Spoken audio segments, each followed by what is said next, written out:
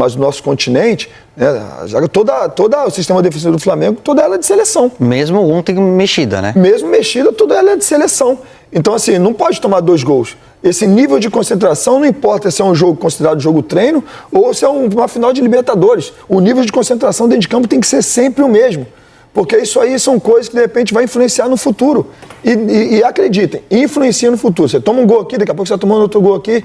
Eu aprendi com um treinador de futebol que nós temos que ter gana de não tomar gol. A gente tem que ter raiva de tomar gol. E, de fato, tem que ter raiva de tomar gol. O time tem que ter muita raiva de tomar gol. O Felipe falou sobre isso, sobre o que ele considerou falta de efetividade do time ontem. Dá uma olhada. Bom, primeiro, crítica ao meu trabalho, a falta de efetividade, mas eu não chuto no gol, hein? Já chutava, não fazia gol também, mas eu acredito assim que por que não fizemos gol contra o Botafogo? Porque existe uma qualidade defensiva no time do Botafogo, existe um time que bloqueou os chutes, que não deixou chegar com tanta facilidade, que os atacantes se sacrificaram muito defendendo, fechando os volantes, fechando os espaços, não deixaram chegar. Eu sempre repito, o adversário também joga. O Juventude e hoje o Botafogo e o Corinthians nos deram certas, não facilidades, mas nos deram alguns espaços onde o time conseguiu. O jogador que tem qualidade na hora de defender, ele não te deixa chutar, ele induz, ele leva você para onde você não se sente confortável, e aí, claro, fazer gols nesses adversários é mais difícil, né? Tem vários times europeus, por exemplo, que são muito sólidos nessa fase defensiva, e aqui no Brasil também temos alguns, e claro, não é tão fácil fazer gol. E ainda mais se às vezes te pega em dias que você não está inspirado, ou não está no melhor momento, ou não está com todos os jogadores que são determinantes no campo. O time acaba não fazendo gols mais do futebol. A única coisa que a gente pode fazer é continuar dando as soluções, os espaços, levando os jogadores até a área, e depois que eles possam encontrar essas soluções e finalizar cada vez melhor, porque treinamos para isso. Eu até concordo com ele sobre a análise que ele fala do jogo contra o Botafogo. Que, de fato, não foi um jogo bom, mas foi um jogo que as defesas foram muito bem no jogo, né? A defesa do Botafogo foi perfeita no jogo. Perfeita. Eu achei que não foi um jogo bom para o Flamengo, para o Botafogo eu achei bom. A defesa do Flamengo estava bem também no jogo, então o Botafogo poderia até ter construído mais coisa no segundo tempo, mas o sistema defensivo do Flamengo estava forte. O que eu acho que faltou ele dizer é o seguinte, que não faltou efetividade ao Flamengo contra o Botafogo. O Flamengo tentou atacar, tentou situações agora. Individualmente, alguns jogadores não jogaram bem. Isso aí pesa. Cebolinha jogou muito mal. Bruno Henrique não foi bem. Aí você já tem 2 jogadores do ataque rendendo pouco. Pedro não estava 100%. Com a defesa do Botafogo encapetada, no bom sentido, fechadinha, bem organizado, o jogo ficou difícil. Então, ele foi claro. A diferença abissal entre o jogo contra o Botafogo da Paraíba e o Botafogo do Rio. São 2 situações muito boas. Não dá para você incensar demais o que aconteceu ontem e também não dá para botar muito para baixo o que aconteceu domingo. Ora, Lédio, eu não sei se vocês concordam, eu acho que existe uma expectativa, para mim, um pouco mais alta do que o normal em relação a esse time do Flamengo. Para mim, Flamengo e Palmeiras são os 2 melhores elencos do Brasil. Acho que tem opções, tem várias maneiras de você montar o time, marcando lá em cima, jogando em transição, jogando mais fechadinho, perdendo alguns jogadores importantes e repondo num nível muito parecido. Agora, se você pegar os 11 titulares do São Paulo, do Internacional, o Fluminense agora que está se reorganizando também depois da chegada do Renato Gaúcho, do próprio Botafogo, estamos falando de um time campeão brasileiro e campeão da Libertadores, eu não vejo essa diferença tão grande que permita ao Flamengo ganhar de todo mundo a hora que ele quiser. E o mesmo Palmeiras, eles vão oscilar, eles vão ter jogos de dificuldades, mas vão se manter lá em cima, vão brigar por todas as competições. Agora, empatar um clássico contra o Botafogo é motivo de crítica. Estamos falando do atual campeão da Libertadores e todo mundo achou que tem um monte de defeito. Às vezes eu acho que as pessoas estão pesando um pouquinho a mão na crítica ao Felipe Luiz e alguns resultados que eu entendo como absolutamente normais. Mas sabe por que a crítica? Porque no início do trabalho do Felipe, e assim, eu digo no início mesmo, as pessoas colocavam o Felipe como o melhor treinador que nós tínhamos aí no nosso continente. Nossa, vai fazer uma diferença enorme. E eu fui um dos que falei assim, cara, tem que ter paciência. O Felipe, de fato, e continuo pensando a mesma coisa, está fazendo um trabalho muito bom pelo Flamengo, ainda tem um caminho longo para percorrer para se tornar esse grande treinador, porque está no início, faz parte, está no início.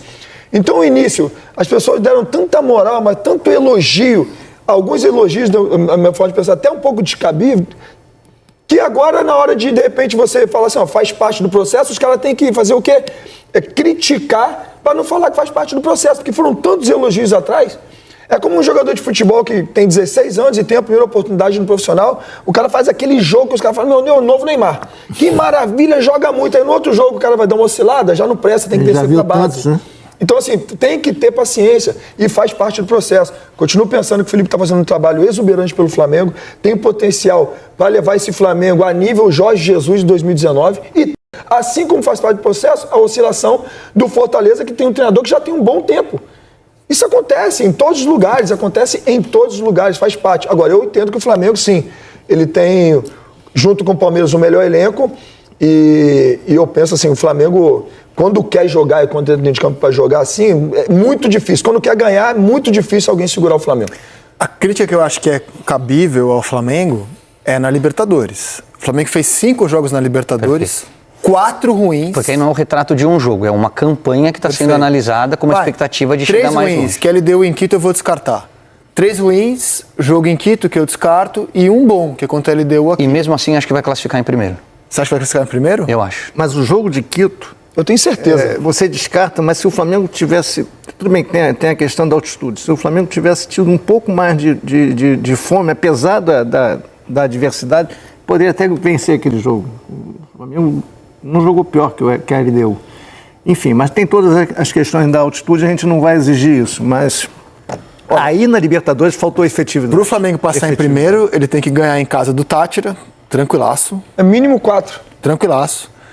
E o Central Córdoba não pode somar ponto contra a LDU. Não pode somar pontos. É, porque ele tem... O empate já dá... Mas é em Quito o jogo. É em Quito o jogo. jogo. O jogo é em Quito. O Central Córdoba tem 11 pontos, o Flamengo tem 8 e a LDU tem 8 também. A LDU está viva, né? Matematicamente viva.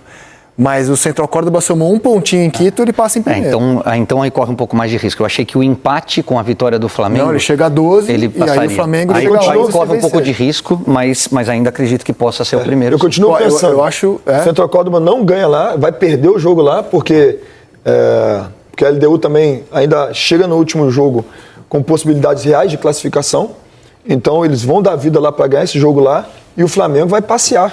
A LDU ainda tem chance matemática de ser primeiro ou segundo. Exatamente. Né? A LDU ela precisaria fazer saldo. Ela tem saldo 1. Isso. O Central Córdoba tem saldo 3 e o Flamengo 2. Tem saldo 2. Os 3 times estão vivos na luta. Eu acho que a situação do Flamengo é simples. Ganhou em casa do Táchira, que já está eliminado, está classificado. Inclusive de fazer placar.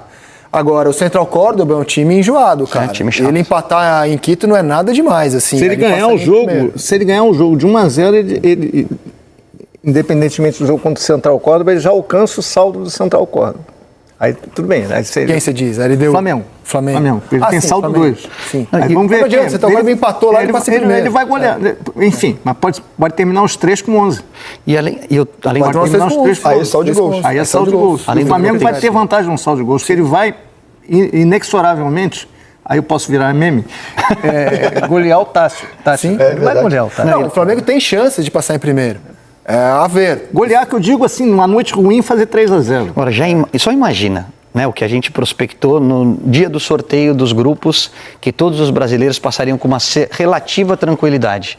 Imagina você que o Flamengo classifique em segundo, e aí você vai para o sorteio da próxima fase, no pote 2 você tem Inter ou Bahia, você tem Botafogo e você tem Flamengo. Olha o que vira essa Libertadores. Gostamos disso. É um prejuízo ficar em segundo. Gostamos disso. Prejuízo ficar em segundo. O Flamengo mesmo, nos últimos 2 anos, foi eliminado fora de casa. Para Olímpia e para Peñarol. Porque fez uma fase de grupos muito ruim, como ele faz nesse ano. Então a crítica que eu faço ao Flamengo, principal, jogou mal um jogo ou outro de brasileiro, jogou mal contra o Cruzeiro, acontece, normal, o Cruzeiro é um grande time, está na parte de cima da tabela. A crítica pertinente é o desempenho do Flamengo na Libertadores. Ninguém ganha todos os jogos, cara, isso é uma utopia. O River Plate, que é um dos melhores times na Libertadores, acho que está em segundo no geral, se eu não estou enganado, foi eliminado pelo Platense essa semana no Campeonato Argentino. Aliás, isso porque o argentino só tem zebra, né? Só tem zebra. No dia anterior o Boca tinha perdido em casa também. O Racing já saiu. O Racing já saiu e detalhe, né? Porque no último minuto de jogo deram 10 minutos de acréscimo, no último minuto de jogo eu tava secando o River. E no último minuto de jogo lá o Borja deram uma falta. Secando o River? Porque eu sou bosteiro. Ah, você é bosteiro. Eu gosto do Boca. Então eu tava secando porque já tinham secado o Boca no dia anterior. O Boca saiu, os argentinos começam a mandar muita mensagem, amanhã é River. Mas impressionante, assim, o Monumental de Nunes completamente lotado, uma barulheira, e os caras foram lá e ganharam nos pênaltis o jogo. Esse é o ano do fim dos tabus no futebol, né? Todo mundo quebrando tabu. O Huracán é campeão há mais de 50 anos, pode ser campeão esse ano. O Harry Kane no Bayern de Munique, Son no Tottenham, Bolonha depois de mais de 20 anos. Newcastle ganhou. Newcastle depois de mais de 50. Na Holanda também, Crystal Palace havia 92 anos. Crystal Palace ganhou do City. 51 anos sem uma conquista. E na Holanda também, havia 92 anos. A pipocada máxima, né, Edu? Do Ajax, deu de presente pro PSV. Daqui a pouco a gente mostra. Na Itália tá tudo normal. Temos sinais aí com isso aí. Sinais. O Pedro ontem jogou 90 minutos. O Pedro voltou a jogar em abril, dia 9 de abril. Ele fez 11 partidas até aqui nesse ano, 5 delas como titular. Mas ontem foi a primeira vez que ele jogou 90 minutos. Segunda-feira tem convocação, ele está pré-convocado. Domingo tem partida contra o Palmeiras em São Paulo. Pedro deu algum sinal, o jogo de ontem tem algum impacto, algum sinal visando a convocação de segunda-feira para vocês? Pode ele jogar 90 minutos pela primeira vez? Ele tem sido poupado, né? Contra o Botafogo ele jogou, no jogo no meio de semana, foi contra quem no meio de semana passada? Ele não jogou. Foi Libertadores, ele deu a vitória, ele não jogou. Ele não jogou, aí jogou contra o Botafogo, ontem ele jogou 2 jogos seguidos de saída. Cara, eu acho que o Pedro não tem muito o que provar, cara. Pra mim ele é o titular da seleção. O titular da seleção? Eu acho, eu sempre digo, ele é o titular dos 9, essa pra mim é ele. Vamos debater isso daqui a pouquinho. Eu já falei aqui algumas vezes. Tá bom, isso, vamos debater daqui a pouco. É um comentário velho. Sim, não, vamos debater. Você não acha, não? Eu gosto muito do Pedro, mas eu acho que essa posição está muito em aberta na seleção. Cara, o Richarlison acabou de ser campeão. Nós temos o João Pedro, que está todo mundo falando que os big clubs da Inglaterra querem contratar e está num momento bom pra caramba no Brighton, fazendo gol. Foi chamado bastante pelo Dorival. Exatamente. O João Pedro é muito bom jogador também. Eu acho que o momento do Yuri, eu acho, não estou discutindo quem é mais jogador. Yuri ou Pedro, não vou entrar nesse mérito, mas acho que o momento do Yuri é superior ao do Pedro. Não sei se eu convocaria o Yuri. Mas o estilo de jogo é diferente também. Assim, eu acho que o estilo de jogo que chega mais assim perto do Pedro é do João Pedro. Que é mais alto, assim, também dá. Agora, o Yuri é um cara de muita mobilidade, né? Sai muito da área. Eu acho o Yuri Alberto também. Vamos guardar a munição. Daqui a pouquinho eu chego nesse assunto, cara, de camisa 9. Beleza, a gente listou 9 possíveis camisas 9 para a seleção brasileira nesse momento. 9. Tá certo. E eu tenho certeza que a abundância, a quantidade, é também diretamente proporcional à falta de sumidades, assim, à falta de jogadores inquestionáveis. Então, como a gente não tem hoje um 9 inquestionável, a gente tem muita opção para olhar. Antes, você não tinha dúvida. Ronaldo, Romário. Acabou. Romário e Bebeto, acabou. Adriano. Assim, hoje, pela falta de jogadores assim, então, a gente tem quantidade. Mas a gente não tem o absoluto. Não tem o absoluto. Já a gente chega nesse assunto. Beleza. Outro jogador que está pré-convocado é o Danilo. E apesar de ter feito gol ontem, ele acabou chamando mais atenção por aquilo que ele falou do que propriamente pelo jogo. Vamos ver o que o Danilo disse sobre a situação da CBF. Abro aspas. O Danilo falou sobre o momento do futebol brasileiro. Primeiro ele falou sobre o Ancelotti, que é um zagueiro que dispensa comentários, a história dele fala por si só, é um técnico que vai ser uma demonstração de respeito que o futebol brasileiro pode ter internamente. E eu vou agora ao que ele falou sobre a CBF. Temos que tentar, de certa forma, nos blindar, disse o Ancelotti é um nome importante para que possa ter comando, espero que ele se sinta bem na seleção brasileira e ser abraçado pelo nosso povo, recuperar a alegria e a confiança que tem faltado. Cadê o trecho que ele fala de vergonha? Que era o principal trecho que eu queria mostrar. Ele disse que a situação do futebol brasileiro é uma vergonha. Não tem aí? Não. É o que chamou mais atenção. Tem 2 falas dele nisso aí, né? Ontem eu vi, fui entrevistado até pelo grande André Hernan, e ele fala... Quando o André fala... Ali, estamos em um momento extremamente difícil e vergonhoso. Por que eu separei esse trecho? É muita coragem do jogador falar isso, na minha opinião. De vir a público e falar, estamos em um momento extremamente difícil e vergonhoso de administração. coragem dele de falar isso. Ele tem duas falas. Essa fala que eu concordo com ele plenamente e tiro o chapéu para ele, porque é uma entrevista realmente de alguém que tem coragem. E eu creio que um cara como ele, que é um multicampeão por onde passou, é um dos capitães da seleção brasileira, ele de fato tem que se posicionar pelo que está acontecendo. E uma fala que eu acho equivocada da parte dele, quando o André Hernan fala com ele, pergunta, né? Ele tá feliz, né? Tá na pré-lista do Ancelotti, ele fala, a seleção hoje importa 0 ou menos. E eu acho que a seleção não importa 0 ou menos, a seleção importa sempre muito e todos os dias, porque se você tá bem no clube, aí se você vai para a seleção. Então a seleção tá sempre importando.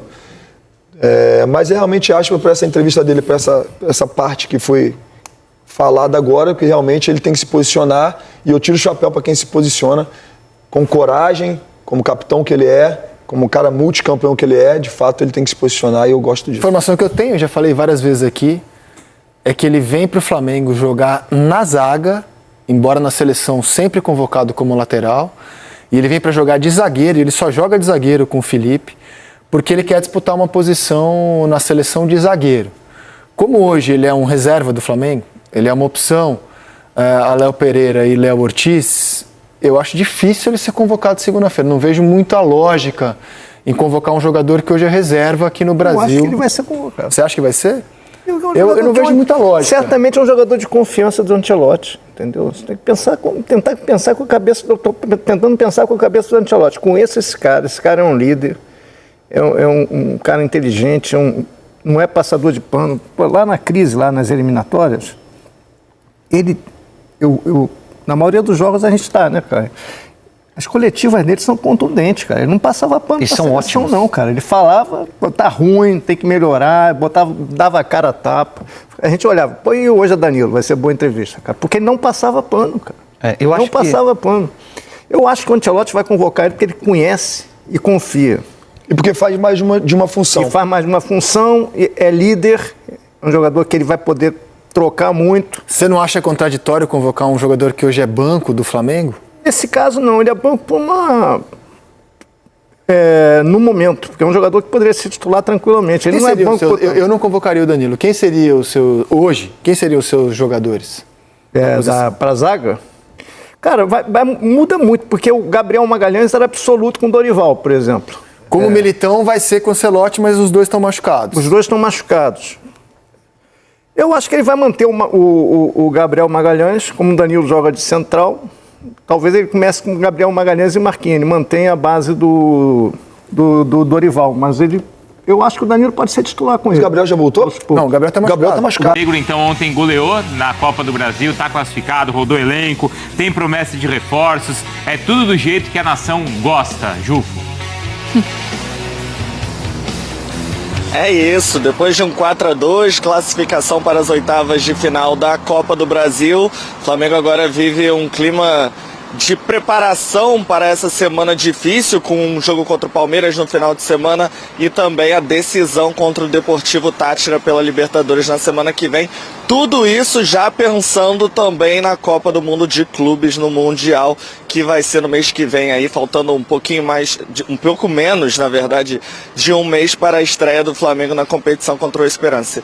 É uma classificação bastante festejada, um 4-2, um placar elástico, uma atuação muito boa no Maracanã, com reservas ganhando minutagem e indo bem, alguns jogadores contestados, como Everton Cebolinha, também indo bem na partida, Pedro atuando por 90 minutos, então muitas boas notícias para o Felipe Luiz, que agora nesta quinta-feira já vira totalmente a chavinha para a preparação para o jogo contra o Palmeiras no Allianz Parque no final de semana. Treino hoje por volta das 3h30 da tarde no Ninho do Urubu, portas fechadas, para poder começar a pensar nesse time que encara o Palmeiras. Tem 5 desfalques, o Wesley suspenso, não vai atuar, Guilherme Varela muito provavelmente vai ser o substituto do lateral de seleção brasileira. No meio-campo, De La Cruz segue fora com problema no joelho. Pulgar e Alan, o reserva, também fora, os dois com lesões musculares, também não vão atuar. E o Plata também está fora desse jogo, com um problema no joelho, então o Felipe Luiz já começa a pensar no time. E aí vai vir aquela questão, uma equipe mais defensiva, com talvez Danilo, Léo Ortiz na zaga, não, Danilo, Léo Pereira na zaga, Léo Ortiz e Everton Araújo na volância e o Gerson na frente, ou uma equipe mais ofensiva, com o Gerson e o Everton Araújo de volantes e um ponta na direita, como ele tem feito quando o time está mais ofensivo. Então o Felipe Luiz já começa a pensar nesse jogo contra o Palmeiras. Mas a classificação foi uma classificação muito boa, uma vantagem por 4 gols, como eu disse, jogadores com poucos minutos indo bem, e o Pedro Henrique Torre vai contar pra gente como foi essa noite de gala do Flamengo no Maracanã.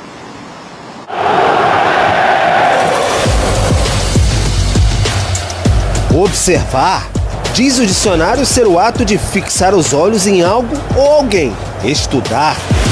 Na definição rubro-negra, também um laboratório em plena atividade do calendário contra o Botafogo da Paraíba pela Copa do Brasil. Vitória até fácil, vaga conquistada. Felipe Luiz aproveitou a brecha, rodou o elenco e observou como pôde. Viu, por exemplo, o time ser capaz de construir 3-0 em 20 minutos. Danilo, Pedro, Varela. Enxergou também Matheus Cunha ser indeciso ao sair do gol e permitir Henrique Dourado descontar no placar. Erros e acertos. Um elenco em pleno teste no 5º mês da temporada e com a necessidade de mais fôlego. E foi um jogo para Felipe Luiz oxigenar o elenco. Com o resultado bem encaminhado, diante de um adversário claramente mais fraco, o técnico pôde observar os seus meninos em campo. Dos 11 titulares ao fim da partida, 7 eram garotos do ninho. Sempre importante. E o bom disso é que eu conheço praticamente todos esses meninos, foram meus jogadores tanto no Sub-17 como no Sub-20. Sempre que puder oportunizar a base, sabemos que é importantíssimo, porque é como se a gente tivesse contratado jogadores novos. Matheus Cunha, João Vitor, João Alves, Lohan, Matheus Gonçalves. Vários tiveram chances de dar as caras nos profissionais. Era um jogo tranquilo. Cebolinha ampliou no segundo tempo de cabeça e Rodrigo Alves, de longe, surpreendeu os rubro-negros com um belo chute. Ficou o aprendizado para jovens e até os mais experientes. Ficar alerta, porque em alguns momentos do jogo a gente abaixou a concentração, independente do adversário, independente da competição, qualquer momento de desatenção a gente pode pagar caro. Posso ajudar muito com tudo aquilo que eu já vivi no futebol, mas também pego muito a parte do entusiasmo dos jovens, que para mim também é uma coisa que acrescenta muito. Jogar ao lado do Danilo, um cara muito experiente, venho aprendendo bastante com ele durante os dias. Cada um vai ter essa oportunidade e basta estar preparado e treinar, que no momento certo as coisas acontecem. Arrascaeta, de volta, ainda deu a graça da presença em parte do segundo tempo, mas o camisa 10 não precisa ser observado, e sim guardado.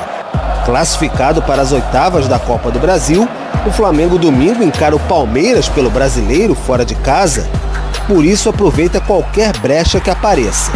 Mesmo com bola rolando, Felipe Luiz observou, oxigenou, um respiro em boa hora.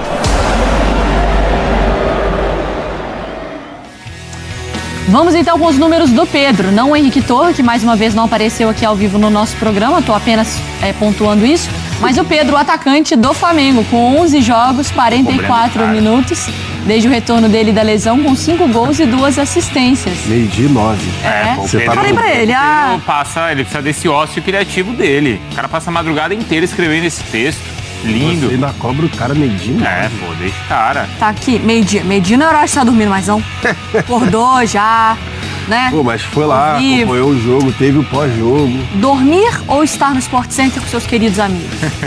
Não responde. Tá bom. Já no caso desse Pedro, é impressionante porque ele faz gol de qualquer jeito, né? E ainda foi cobrado pelo Felipe Luiz, né? De, precisa retomar a forma física. Intensidade e tal, né? Ele conseguiu entregar isso ontem, Marra?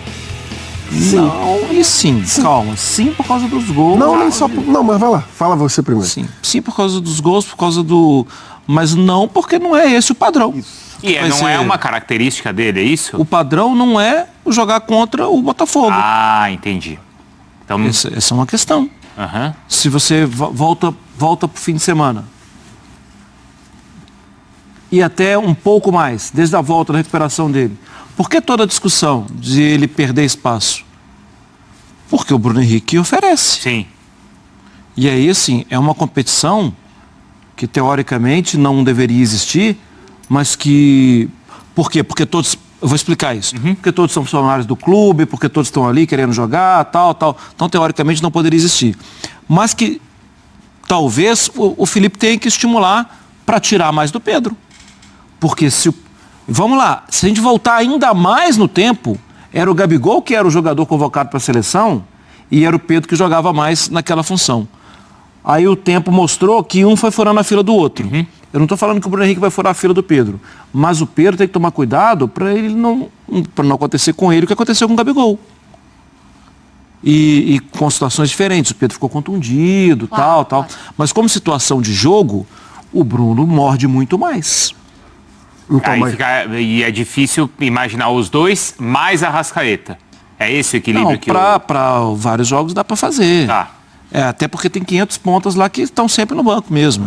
Então, mas ontem eu acho que justamente por isso que eu falei sim, na hora que o Bruno te perguntou, que ontem acho que justamente aconteceu isso, em relação não só aos gols, mas em relação principalmente esse puxão ali do Pedro, vai ter que ficar mais na atividade, né? Ali na saída de bola. Ontem o Pedro correu muito mais na hora da pressão. Tudo bem que era o Botafogo, era um adversário inferior, sim, mas na saída de bola do Botafogo, para tentar tirar espaço, para tentar fazer essa marcação alta, o Pedro correu mais do que em outros jogos.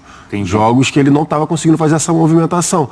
Talvez por conta do que o Felipe Luiz falou, de dedicação e da forma que ele quer que esse time do Flamengo atue, ou também por conta da inferioridade técnica do adversário. Mas eu acho que resolveu muito cedo. Também. Sim, também. Mas eu acho que o ponto principal foi, assim, ele ter jogado os 90 minutos. Acho que são, de verdade, mas ontem... ele joga domingo? Não sei, né? Então, de verdade, o ponto positivo não foi nem... Pra mim não foi nem o gol. Eu também acho que não. Pra mim, o ponto positivo não foi nem o gol do Pedro. O ponto positivo pra mim foi ele ter atuado os 90 minutos e essa questão da marcação, pressão que ele conseguiu fazer, que era coisa que ele não estava conseguindo e que o Felipe Luiz deu uma cobrada ali de leve. Não é que eu acho que não. Que ele não vai ser titular, né? Vai ser titular. Porque eu tô imaginando que ele tem, como o Ju estava falando, um problema entre os volantes. Exatamente. Né? O Arrascaeta tem que jogar. Tem que jogar. O Pedro jogou 90 minutos. O Pedro jogou 90 minutos. O Arrascaeta até entrou ontem no final ali. Acho que é questão de ritmo. Até achei perigoso, né? Mas, pelo menos, foram saudável. Foi uns 20 minutos, 20 minutos. Mas é porque ele vinha parado. Então, acho que deu esses 20 minutos até pro cara ter o ritmo pra entrar. O meu voto vai do Pedro titular. É claro que isso vai ser uma avaliação física, mas... Claro, pelo tamanho do jogo, pelo tamanho do Pedro, mas também nessa coisa do Felipe Luiz, às vezes, de deixar o jogador ganhar um pouquinho mais de confiança. Não, você vai jogar sim.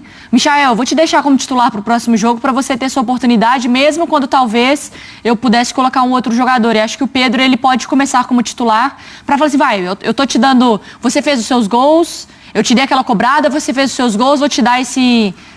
Gestão de elenco. E vale a gente lembrar que o Bruno Henrique não vem jogando bem também, né? O Bruno Henrique não vem bem nos últimos jogos. Ele não está conseguindo entregar tanto assim, tecnicamente. Então, de repente, pode ser acirrar ainda mais. Eu ainda acredito que a dupla titular seja Bruno Henrique e Pedro. Eu também acho e quero. Eu ainda acredito que a dupla titular seja essa. Mas, no momento, como a gente está vendo essa alternância ali, né, entre Bruno Henrique e Pedro, de repente acirra ainda mais essa competitividade pela função ali, né? É que o jogo contra o Palmeiras é muito físico. Sim. E como o Felipe cobrou isso do Pedro recentemente, e também como na próxima semana ele tem um jogo, talvez seja até mais característica pro Pedro contra o Tátira, talvez. Né? Então... Então, o jogo contra o Palmeiras... São 3 normalmente. O jogo contra o Palmeiras é aqui. Aqui, né? Então, na teoria, seria um jogo mais pro Bruno Henrique do que pro Pedro mesmo. Isso. Por conta do campo que o Palmeiras provavelmente vai tentar, né? Isso ainda. O Palmeiras provavelmente vai tentar sufocar o Flamengo, né? Empurrar o Flamengo para trás e o Bruno Henrique teria campo para correr. Esse seria um jogo mais pro Bruno Henrique. E, na teoria, o outro jogo, né? O decisivo para a Libertadores contra o Tátira seria Flamengo mais... em cima. Exatamente, seria mais pro Pedro. E o Varela tá retomando espaço?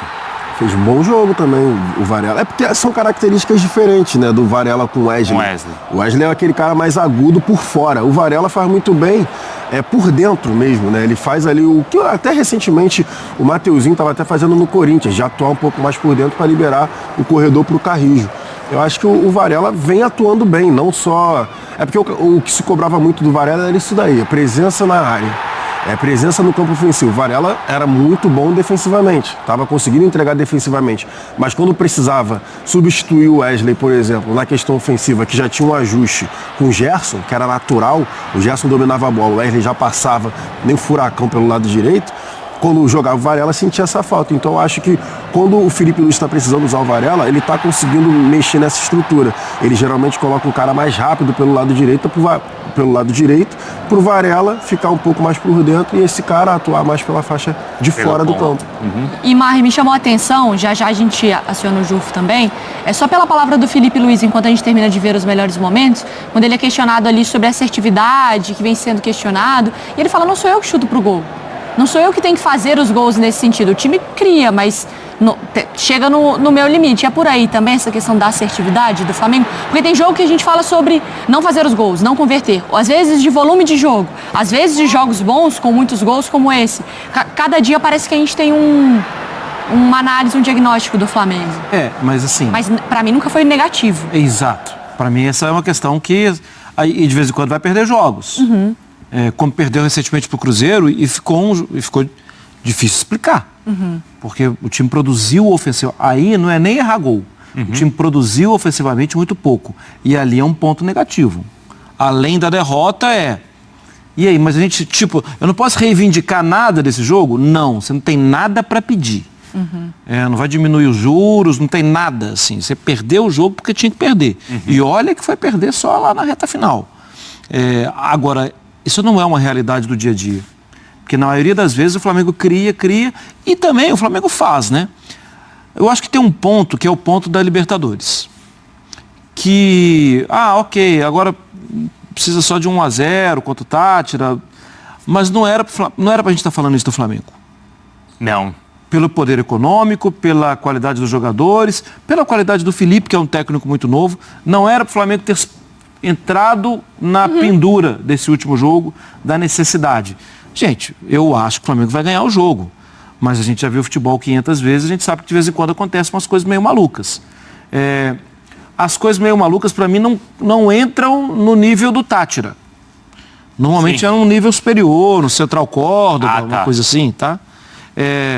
Mas não era para estar assim. Eu acho que aí, quando você deixa a superfície para olhar, tá criando menos, não sei o quê, e tenta entender por que o time não prevaleceu nos Jogos de Libertadores, talvez ninguém vai ter resposta, mas talvez o debate seja mais longo. E aí talvez precise de novas contratações para a sequência da temporada, e aí o Rodrigo Jufo está com a gente de volta, não é, Jufo? Porque essa é uma cobrança da torcida. Pode ser fruto de uma avaliação. Isso pode ser fruto de uma avaliação. Do mercado passado. A gente não fez o que tinha que fazer. Olha o que o outro fez. Isso. E a gente não conseguiu.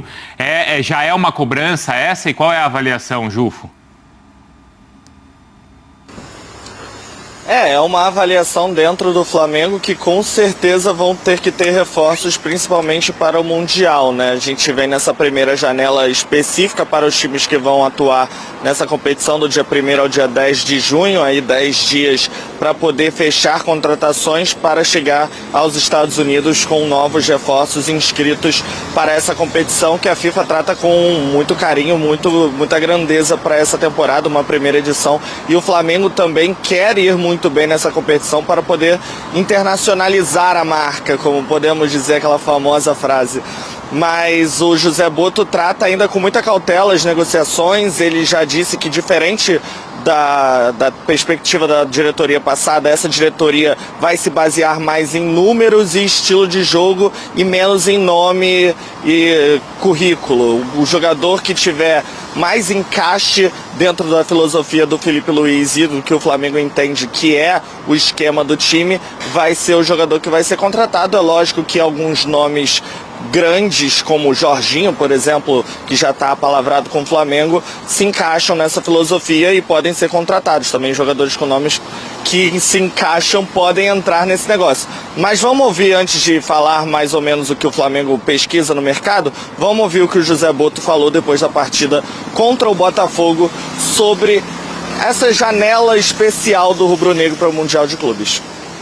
O mercado vai abrir uma janela de 1 a 10 de junho, que é para as equipas que vão ao Mundial, e depois vai haver a janela normal de inverno aqui, de verão na Europa, onde muitas mexidas se passam, não é, em todo o lado. Todo o processo de seleção, de visionamento, de discussão interna sobre os jogadores que hão de vir, já está terminado.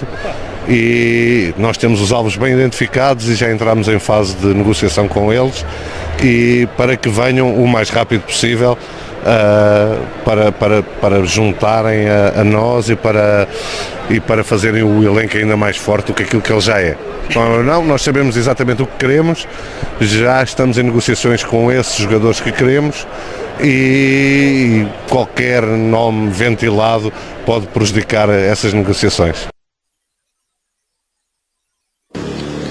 É isso, tem algumas posições que o Flamengo pesquisa para esse mercado, que é o do camisa 5, que já tem o nome do Jorginho, já está apalavrado, vai assinar com o Flamengo e vai ser provavelmente reforço para o Mundial de Clubes, e também um camisa 10 para revezar com o Arrascaeta. O Botto já falou internamente que ele quer um camisa 10, mas que atue também como camisa 8.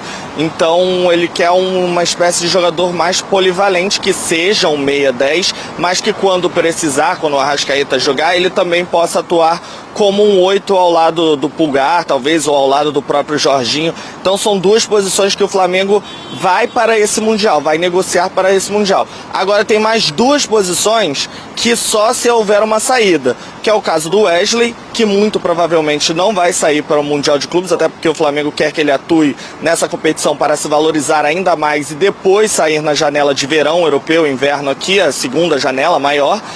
E também o ponta esquerda. O Everton Cebolinha não tem sido unanimidade, também as lesões têm atrapalhado a sequência dele no Flamengo, e o Michael também pode ser que volte ao mundo árabe. Então, se um desses dois for vendido, o Flamengo vai ao mercado para repor essa posição. Então, essa é a lista de José Botto para o Super Mundial, para o Flamengo chegar aos Estados Unidos com um elenco mais encorpado. Fora isso, os lesionados também, o Pulgar, o De La Cruz, o Alan e também o Plata estão sendo recuperados para poder ingressar ao elenco e reforçar o time no Mundial dos Estados Unidos, amigos. Boa